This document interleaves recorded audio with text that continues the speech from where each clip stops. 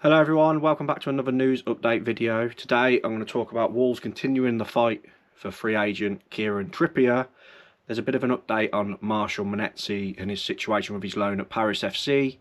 And Kalajdzic has a bit of interest from Germany. Also I'm going to touch on an old defender, a friendly that's coming up, and a few other things too. So let's start, actually, we'll change it up a little bit. Let's start with Marshall Munetsi, bit of an update. So he's out on loan, as we know. And if you remember, back in January, I believe it was, Paris FC sporting director dubbed him ideal addition. That's what he said when they signed him.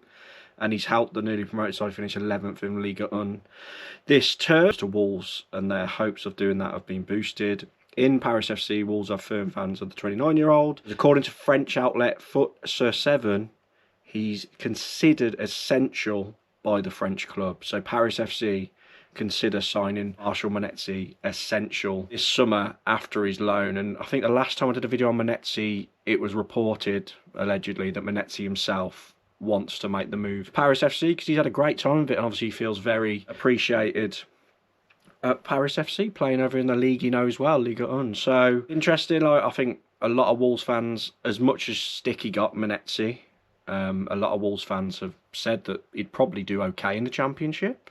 Would he start for Wolves in the Championship? Depends on who we sign. But Rob had a look at him, didn't fancy him, so let him go out on loan. But he also didn't fancy Fer Lopez, and there's been all the news on him lately, and it looks like he's coming back. So a bit of a different situation with Munetsi. It looks like Paris FC really want him, but so does Celta Vigo really want Fer Lopez. So we have no official update from the club on Marshall Munetsi, but it does look like Wolves will be willing to let Munetsi go if they can get some kind of fee for him to let him go to Paris FC on a permanent. And it's probably the best move for the club, for both clubs and the player. Again, you've got to rate Munetsi's work rate. It's just his technical ability lacked at times, didn't it? Particularly in the Premier League. Although he did have a good spell under Vitor Pereira, and of course there was those reports that Vitor Pereira is considering signing Munetsi for Nottingham Forest, but we ain't heard nothing else about that since. So as I say, most likely destination is Paris FC, and of course there's all those rumours that Wolves had leaked out the news of Forest's interest to try and up Paris FC's ante in making it faster to make the permanent deal happen. But let's see how that works out. If he come back to Wolves, personally for me, I won't mind it too much, but we'll see. Let's now talk about Kalajdzic. So, I mean, a lot of Wolves fans want to see Sasa Kalajdzic given a go, don't they? He's gone away to Lask in the Austrian League. He's done well, won the double. We've seen that goal he scored from the halfway line. He's finally hit fitness. He's made the Austria World Cup squad. So life couldn't be better for Kalajdzic. After such unlucky injuries, he's starting to hit form and hit fitness at the perfect time for him personally. But the question is, will he play for Wolves in the Championship? Now, with the quotes from Tolu Rokadare saying, see you next season, is it one or the other? Are we going to keep one of Tolu or Kalajdzic? They're obviously very similar players. I think if you did a poll, I think most Wolves fans would prefer Kalajdzic than Tolu. I really do. So that's interesting. But according to, I saw it via goal.com, but they got it from OE24. Schalke 04 won him. FC Schalke 04. They won Bundesliga 2. They've just been promoted, and they are interested in signing Sasa Kalajdzic. And yeah, it'd be interesting to see if they put a bid in. They're actively seeking the new attacking options of the forthcoming campaign, and according to the report, the 28-year-old striker is a hot topic over there for them to get him. Interest in Kalajdzic is said to persist regardless of the ongoing talks over Edin Dzeko's future for the club.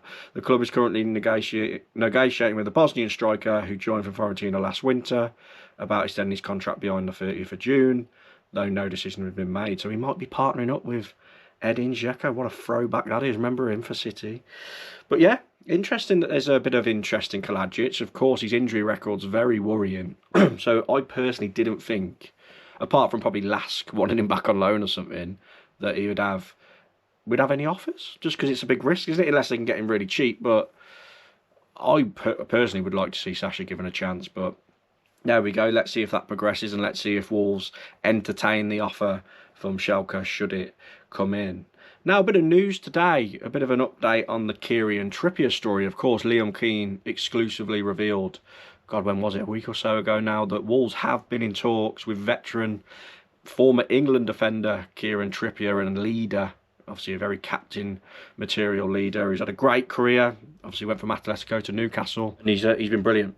He had a great send-off, the Newcastle fans love him, and now it's saying that Wolves are continuing talks to sign him. He's on holiday.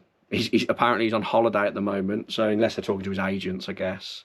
But it's also said, pretty much backing up what Liam Keane said, which everyone kind of knows, that Premier League interest is there for him too.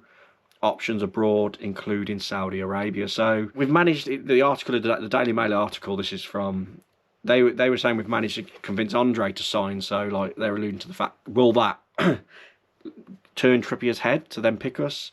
I don't know. Again, I'm going to say exactly what I said when this news first broke. It would be a very, very good coup from Wolves if they can convince him to turn down, it'd probably be low-end Premier League clubs, newly promoted Premier League clubs, a massive pay packet in Saudi, to turn all that down, to then come to Wolves. We'd have to really convince him, and I think they would tell him, obviously, you'll be captain, you'll be the leader. I don't know. It'd be so difficult to convince him, but the story continues, so we'll see. I feel like if we don't get him, we probably will see that Tavernier from Rangers. I feel like Trippier's number one, Tavernier's probably option two, but it'd be nice if Wolves could actually get their first option for once, but we'll see how that turns out. Interesting that the Daily Mail reported on that today. Now, I just want to do a bit of an update on Bastien Moypiu. Of course, he's technically not our player anymore. We let him go to Alverca. If you remember, I did a bit of an update on that. Wolves have sent scouts over to Portugal to watch many players, including Chiquinho, who we let go to Alverca too. But Wolves still have several ways to benefit from Bastien Moypiu's rise in Portugal. He's getting a few admirers, and the defender himself now sounds increasingly open to move elsewhere. I think he wants to step up in his career. Portuguese reports this month explained Wolves continue monitoring the 20-year-old. Fresh comments from the Frenchman have added another layer to the situation ahead of the summer window. O Jogo, a Portuguese outlet, relaying an interview where Moypiu reflected possibly on his first full senior season in Portugal. The defender admitted the experience at Alverca exceeded expectations after he arrived there from Wolves, and the club still hold important leverage. We still hold big leverage over Moypiu. So, as reported, and I've spoken about this before, Wolves inserted a buyback clause worth €1 million, which is about £850,000.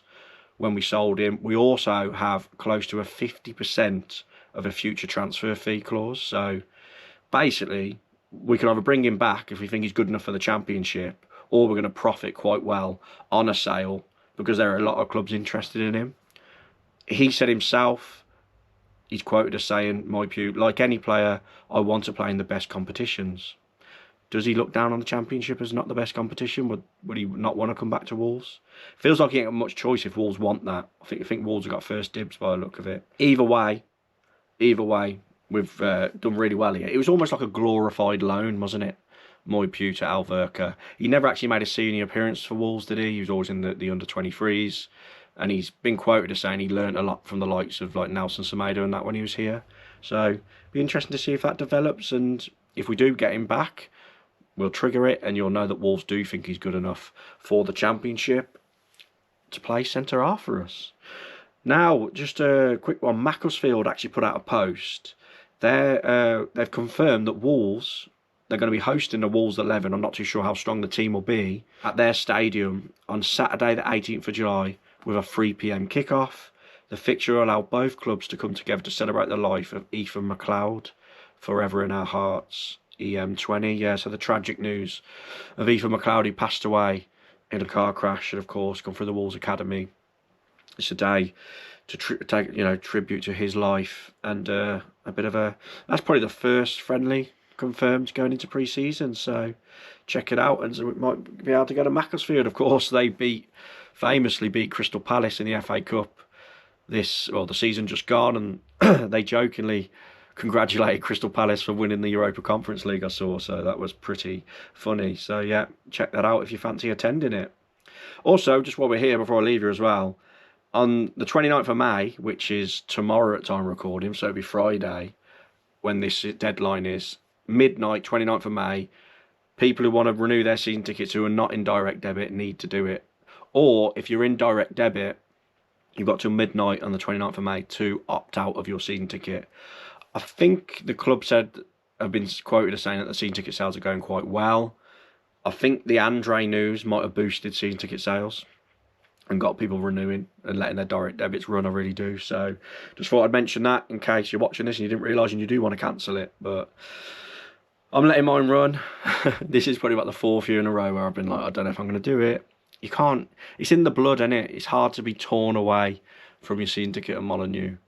And yeah, a few of my mates are renewing as well who didn't think they were going to. So they're dragging us back in, as they always do. But anyway, please like the video, everyone. Please subscribe. I'm sorry if my voice sounds a bit croaky. Yeah, bit under the weather today, slightly, only slightly under the weather. I think it's the sun that's battered me. But yeah, please like the video, please comment your thoughts down below, and please subscribe. Cheers, everyone.